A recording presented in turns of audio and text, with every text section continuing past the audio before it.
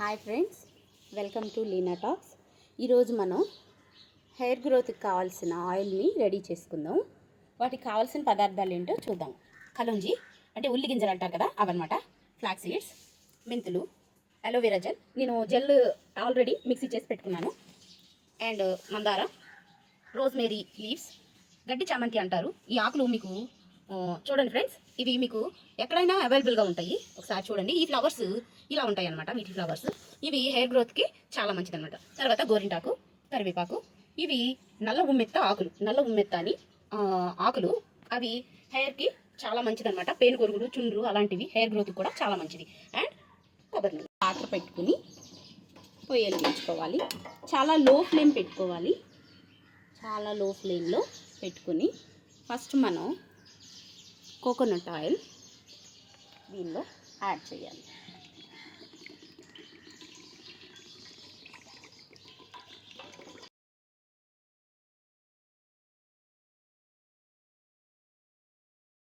ఇప్పుడు ఆయిల్ పోసుకున్నాం కదా ఫ్రెండ్స్, దీన్ని లో ఫ్లేమ్లో పెట్టుకుని చాలా తక్కువ మంట మీద ఒక్కొక్క ఇంగ్రీడియంట్ దీంట్లో యాడ్ చేసుకోవాలి. ఫస్ట్గా మెంతులు.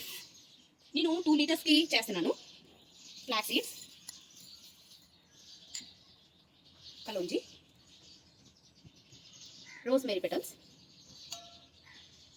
గడ్డి చామంతి ఆకులు, గోరింటాకు,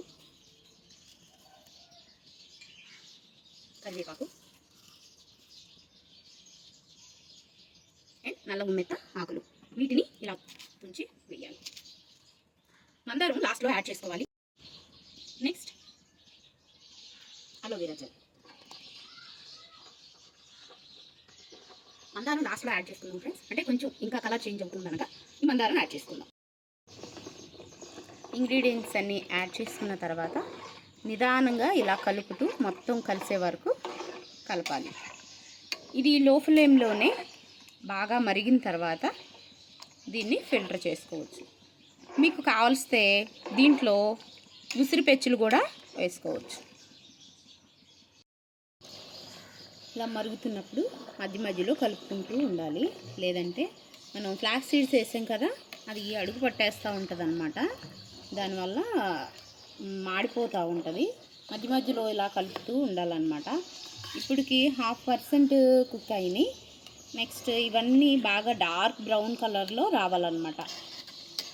వచ్చింది. నెక్స్ట్ మనం ఈ మందారాలు వేసుకోవాలన్నమాట. అంటే ఇలా హాఫ్, అంటే 70% ఇవి బాయిల్ అయిన తర్వాత నెక్స్ట్ ఇవి మందారాలు వేసుకోవాలన్నమాట. ఇవి కూడా దీంట్లో బాగా వేగిపోవాలన్నమాట. ఫైనల్లీ ఇలా డార్క్ బ్రౌన్ కలర్ వచ్చే వరకు వేయించుకోవాలి.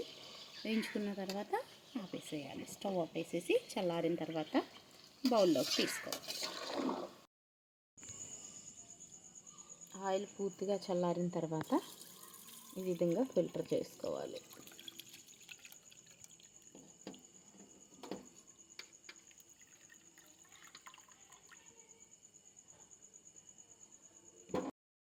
ఫైనల్లీ హెయిర్ ఆయిల్ అయితే ఇలా రెడీ అయిందండి. దీన్ని వీక్లీ 2 టైమ్స్ హెయిర్కి అప్లై చేసి మనం మంచి హెయిర్ గ్రోత్ని పొందొచ్చు అన్నమాట.